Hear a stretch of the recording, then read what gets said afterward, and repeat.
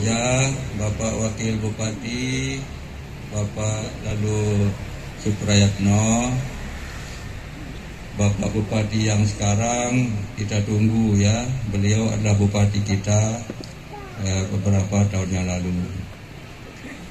Kita selalu membiasakan memanggil Bapak Bupati. Tidak boleh kita menggunakan mantan Bupati ya. Itu di negara maju begitu, tetap dipanggil Mr. Presiden walaupun dia sudah tidak jadi presiden ya, karena dulu dia jadi bupati, tinggal ditanyakan sejak kapan beliau jadi bupati gitu ya. Bapak-bapak dan saudara-saudara, khususnya para undangan, pemuka masyarakat, pemuka agama, khususnya Tuan Guru, resmikan kantor kita di Peraya. Kantor kita ini adalah kantor nomor 26 dari jumlah kantor-kantor kita yang ada di Nusa Tenggara Barat. Kita sudah lebih dari 15 tahun di Lombok Tengah. Tadi saya tanya pada Pak Ipul, koordinator di sini, kepala cabangnya, sudah berapa Anda kasihkan kredit di Lombok Tengah. Jadi tahun 2021 katanya itu ada 13,7 miliar tahun lalu ya. Artinya kalau rata-rata setahun diberikan kredit 10 miliar saja, bisa dihitung dalam 10 tahun ada 100 miliar. Itu cara menghitung secara kasar. Kalau kita lihat usia BPR Group ini, ada 3 BPR yang kita miliki, itu lebih 30 tahun. Itu artinya jumlah bantuan kredit yang diberikan itu tinggal dihitung saja, bisa beberapa triliun adalah ya. Tapi kita tetap sebagai industri kecil menengah yang sasaran juga ditujukan pada kelompok-kelompok pedagang. Karena itu tempatnya di dekat pasar bagus sekali ya. Di Alas ada 2 kantor kita juga di dekat pasar. Di Sumbawa Besar juga begitu. Di Bima juga sama. Jadi dekat dengan pelaku ekonomi tingkat menengah ke bawah. Walaupun grup BSK ini juga kadang-kadang memberikan kredit sampai miliaran rupiah untuk satu orang. Kalau usahanya baik bisa lebih dari 1 miliar ada, bahkan 2 miliar ada juga diberikan kredit. Itu artinya pekerjaan daripada grup usaha kita ini masih berkisar di level menengah ke bawah. Ya, memang segmen pasar inilah yang harus lebih banyak diperhatikan oleh pemerintah kita sekarang ini. Pekerjaan dari usaha-usaha swasta seperti Bank BSK Group ini sekarang ya, masa sekarang tidak mudah, tidak semudah di masa-masa yang lalu. Apa tantangan kita yang sekarang ini? Tantangannya pertama adalah teknologi informasi. Teknologi informasi itu telah melahirkan berbagai produk yang berkaitan dengan lembaga keuangan. Bahkan ada bank sekarang yang tidak perlu punya kantor seperti kita. Bank digital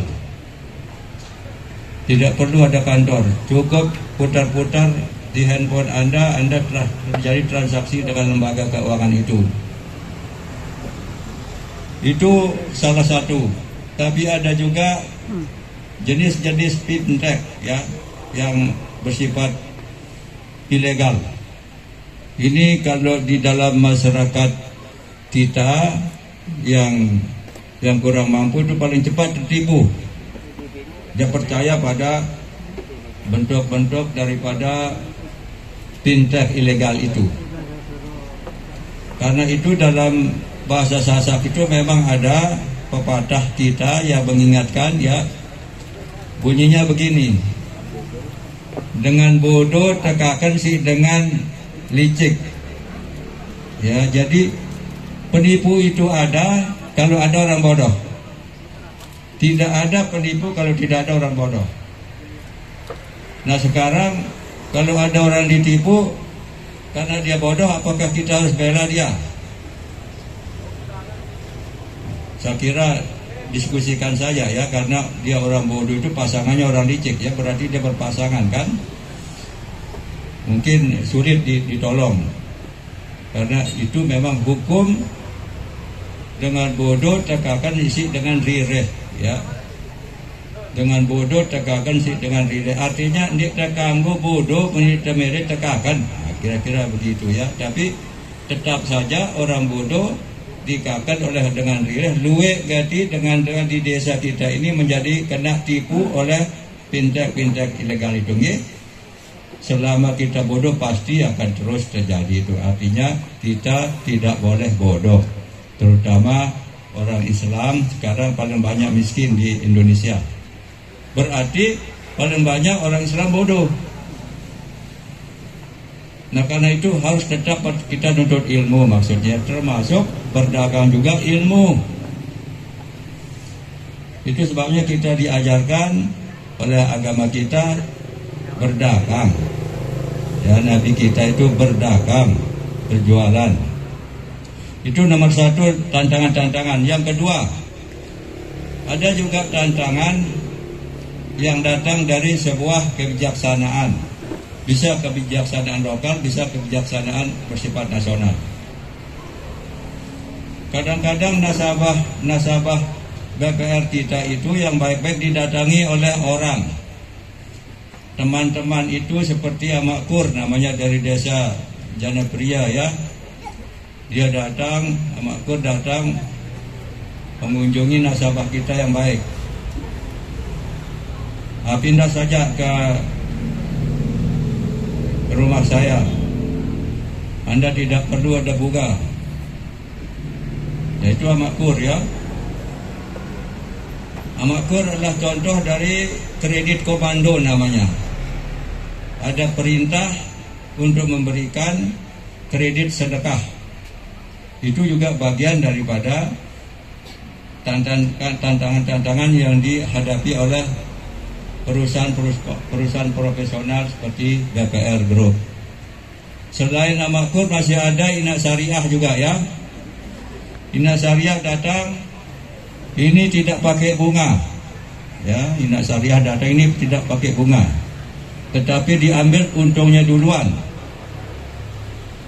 Bagaimana itu uang itu belum diputar oleh orang sudah diambil labanya, keuntungannya. Tapi itu Ina Syariah tidak apa-apa, ya, silahkan Ina Syariah Amakkur kerjasama saja, ya. Tapi dia sebagai teman kita yang sesungguhnya adalah tantangan-tantangan baru yang dihadapi oleh lembaga-lembaga keuangan profesional seperti BSK Group. Jadi tidak lagi kita diskusi masalah halal, haram, semua ada mazhabnya, ada aliran yang boleh kita pilih. Ya, misalnya kata-kata riba, diskusikan saja. Misalnya Al-Imran 130 jelas mengatakan, wahai orang-orang yang beriman, janganlah kamu memakan riba yang berlipat ganda, adhafan mudha'afatan. Itu didiskusikan. Yang disebut riba itu apa? 2 kembali 4, 4 kembali 8, itu yang dikerjakan oleh orang jahiliyah dulu. Itu yang diribakan oleh Allah Subhanahu wa ta'ala. Tapi kita akan kehabisan waktu untuk berdiskusi hal-hal seperti ini. Silahkan Anda pilih mazhab apa yang Anda anut, tetapi jangan saling menghalangi. Kira-kira itu hal-hal yang kita perlu perhatikan di dalam kita mengembangkan bisnis, ya. Jadi kami mewajibkan semua karyawan kami membayar zakat. Sudah miliaran rupiah kami bayar zakat, bukan zakat, pajak kepada pemerintah. Bisa setahun bermiliar-miliar kita bayar pajaknya. Itu adalah bagian daripada sistem perekonomian di mana kita hidup dalam satu negara seperti Indonesia ini. Jadi selama ada orang miskin, tetap saja lembaga-lembaga keuangan seperti ini yang berorientasi pada masyarakat menengah ke bawah sangat kita perlukan, sangat diperlukan oleh negara kita. Karena itulah negara Indonesia mendorong yang disebut UKM, usaha kecil dan menengah, dengan berbagai kebijaksanaan yang diciptakan oleh pemerintah. Tujuannya untuk memberikan kita kesempatan masing-masing masyarakat, kelompok masyarakat itu untuk berpartisipasi untuk mengembangkan sumber daya, ilmu dan potensi ekonominya untuk dikembangkan secara baik. Ekonomi Indonesia sekarang masih mengalami masalah-masalah. Itu diakui oleh Menteri Keuangan, oleh pemerintah kita sekarang ya. Jadi ekonomi kita masih punya masalah. Ditandai oleh besarnya hutang negara. Kalau negara itu hutangnya besar, dia harus menyediakan sejumlah uang untuk membayar hutang itu setiap tahun, berupa hutang bunga dan cicilan. Jadi kalau negara yang paling hebat adalah negara yang tidak punya hutang. Tetapi kalau negara punya hutang bukan berarti dia terlalu jelek ya. Hanya dia harus berusaha sekuat tenaga untuk menyediakan anggaran setiap tahun untuk membayar hutangnya. Nah, lebih jelek lagi kalau hutang yang besar itu nanti harus dibebankan kepada pajak yang tinggi dan pencabutan subsidi. Nah, oleh karena itulah bagian-bagiannya juga bagian dari mazhab ya Tuan Guru ya. Ini bagian dari mazhab. Pemerintah itu menganut mazhab ekonomi apa? Tadi kita bilang mazhab di bidang agama, tetapi juga di bidang ekonomi ada mazhabnya. Kalau Anda mengikuti mazhab ekonomi liberal kapitalistik, tidak peduli itu rakyat itu kesulitan, subsidi itu tidak perlu ada. Itu di barat, di Amerika tidak perlu ada subsidi. Tetapi Undang-Undang Dasar 1945 kita itu ada pasal 33 ayat 1, 2 dan 3 sebelum diamandemen ditambah dengan pasal 4. Itu mengatakan ekonomi Indonesia lah berdasarkan azas kekeluargaan. Jadi kalau azas kekeluargaan, kalau Anda kasih rakyat tuh subsidi, jangan Anda menyesal atau jangan Anda menyalahkan terlalu besar subsidi rakyat ini salah, itu salah, keliru itu ya. Pemerintah itu harus tahu bahwa azas ekonomi kita kekeluargaan. Lagi pula Indonesia itu dia produsen minyak. Produsen minyak kita sekarang 740.000 sampai 800.000 dolar bukan dolar ya, barrel per hari. Sehari kita memproduksi minyak 740 sampai 800.000 barrel sehari. Di zaman Orde Baru 1.500 1.500.000 sampai 1.700.000 produksi minyak kita. Pertanyaannya, kenapa merosot sekarang? Apakah kita berhenti melakukan eksplorasi? Nah ini jadi sebelum kita menyalahkan subsidi, menyalahkan rakyat itu, kita juga harus sebagai pemerintah menyalahkan diri kita maksudnya ya, supaya seimbang. kenapa Anda selama berpuluh-puluh tahun tidak melakukan eksplorasi yang menyebabkan produksi minyak kita bertambah? Kenapa sistem bagi hasil dengan kontrak karya itu bagian dari pemerintah lebih kecil, sehingga para pengusaha minyak itu terus-menerus bertambah kekayaannya, negara menerima bagian yang lebih kecil. Nah, inilah hal-hal yang harus didiskusikan secara nasional. Tetapi siapa yang memegang peranan dari mazhab ekonomi apa dia, itu intinya ya. Kalau mazhab ekonomi mereka adalah mazhab amin, apa itu amin? Ya saling mengamini kan, saling iya. Ya inilah akibatnya ya.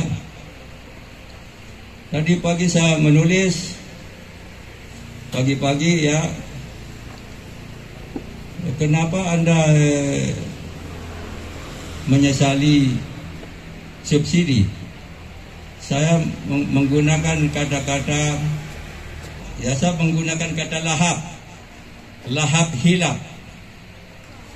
Ketika menerima pajak, ketika menerima pendapatan yang lebih banyak, gajinya besar sebagai pegawai karyawan Pertamina atau PLN, dia lahap menerimanya. Tapi ketika dia memeriksa kemampuannya itu terbatas, dia menyalahkan rakyat karena Anda selalu memakan subsidi. Maka susah katakan lahap hilap. Ya, dia lahap sekali menerima manfaat, tetapi dia sedih, dia tidak begitu senang kalau subsidi itu diberikan kepada rakyatnya. Dia senang menerima biaya balik nama dari semua kendaraan, karena dia menyalahkan roda 2 dan roda 4 ini yang paling banyak memakan subsidi. Tapi kenapa pemerintah tidak membuat kuota? Berapa seharusnya pemerintah boleh menjual sepeda motor setahun, dan berapa seharusnya pemerintah boleh menjual sepeda mobil roda 4 setahun? Tapi dia hamburkan sebanyak-banyaknya, pemerintah lahap menerima pajaknya. Nah, inilah bagian-bagian yang seharusnya para ahli ekonomi kita bertanya dulu sebelum membuat keputusan-keputusan yang strategis bagi bangsa Indonesia. Nah, ini tidak bisa terjadi. Kenapa? Karena mereka saling amin. DPR dan pemerintah itu saling amin di pusat. Makanya kalau ada anak-anak demonstrasi di daerah pada DPRD, aduh Anda buang-buang waktu, tidak usah demo sudah. Bagaimana DPRD kabupaten mau mengubah keputusan pemerintah pusat? DPR pusat saja tidak bisa mengubahnya. Kenapa? Ini yang disebut oligarki, satu kelompok itu ya. Dia tidak bisa karena dia sama-sama bagian dari sistem itu. Yang diharapkan bahwa DPR itu akan mengkritisi semua kebijaksanaan pemerintah, tidak bisa dilakukan karena dia adalah pendukungnya dan dia harus mendukung apa-apa yang sudah diputuskan oleh pemerintahnya. Oleh karena itu rakyat itu jangan terlalu berharap. Ya sudah, apa Anda terima saja sebagai rakyat, atau Anda tidak terima ya terserah Anda, tapi kira-kira itu keadaan. Jadi cukup memakan waktu kalau kita tidak setuju saja lalu melakukan aksi-aksi, itu cukup sia-sia. Ya sudah, ikuti saja. Nah, inilah bagian-bagian yang dialami oleh ekonomi kita sekarang. Ada beberapa model ekonomi yang bisa dikembangkan oleh satu negara, tapi basis Indonesia itu sudah ada, yaitu ekonomi kerakyatan yang didasarkan pada pasal 33 Undang-Undang Dasar 45. Tetapi itu tidak dilaksanakan dengan murni dan konsisten, maka terjadilah ekonomi pasar sekarang. Kalau ekonomi pasar sudah benar, ini harus dicabut subsidi itu perlahan-lahan sampai nol. Itu sudah benar kalau menurut ekonomi pasar. Tapi ekonomi kita tidak ekonomi pasar 100%, tapi berdasarkan ekonomi kekeluargaan berdasarkan pasal 33 Undang-Undang Dasar 45. Saya sudah menulis Harga minyak di Venezuela 330 rupiah 1 liter. Di Libya 440 rupiah, bukan ribu. Di Iran 765 rupiah. Di Malaysia 6.500, di Indonesia 10.000. Harga Pertalite yang baru dinaikkan dia 10.000. Jadi kita di bagian negara-negara berkembang itu kita paling mahal. Nah, cara pemerintah melihat itu begini. Di Singapura lebih mahal minyak dari di Indonesia. Bagus, betul, 100%. 31.000 harga minyak di Singapura 1 liter. Kita 10.000. Cara Anda membandingkan ini salah. Karena pendapatan orang Singapura itu per tahun adalah 961 juta. Pendapatan orang Indonesia setahun adalah 51 juta. Ini cara bodoh kalau membandingkan negara yang tingkat kesejahteraannya tinggi dengan negaranya yang masih miskin. Sekali lagi saya katakan, Singapura itu pendapatan per kapitanya 961 juta per kapita per year. Indonesia masih 51 juta per kapita per year. Ini cara membandingkan negara Anda dengan negara lain, supaya kita jangan mengajarkan rakyat kita terus-menerus bodoh. Kita harus jujur mengatakan begini. Karena itulah perlu diberi subsidi. Subsidi hanya diterima oleh orang kaya. Saya buktikan. Kalau subsidi diterima oleh orang kaya, sepeda motor itu adalah alat kerja, bukan tanda orang kaya.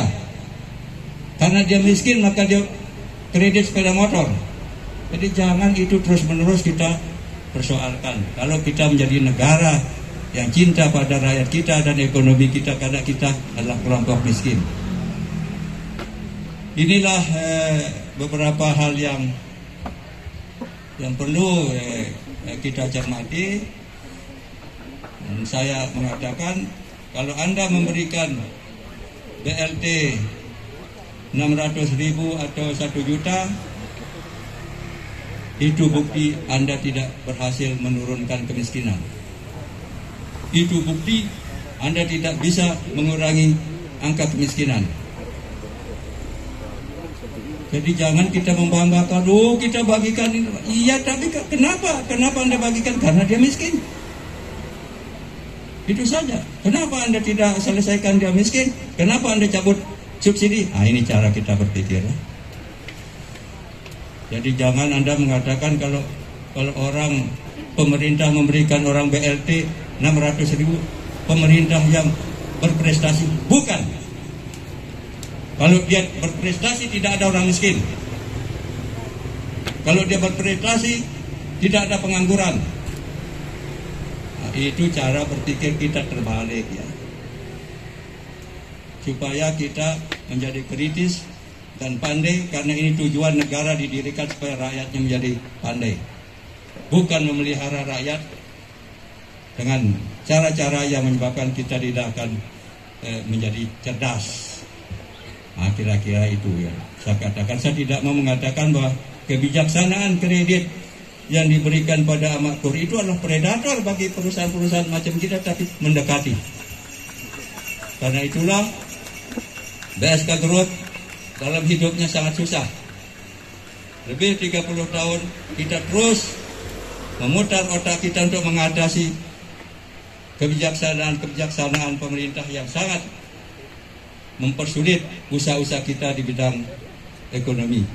Bagi dalam pandangan kita sebagai pengusaha ya, wah ada Amaktur ini ya, lagi datang menggoda. Tadi sudah saya bilang Amaktur datang, ya keluar Anda dari BSK ya, ini ada kredit lebih mudah. Ya bagi kita, wah baik itu ya, pemerintah bersedekah melalui kredit komando namanya. Tapi bagi usaha swasta itu, wah ini masalah, ini tambah sulit kita ya.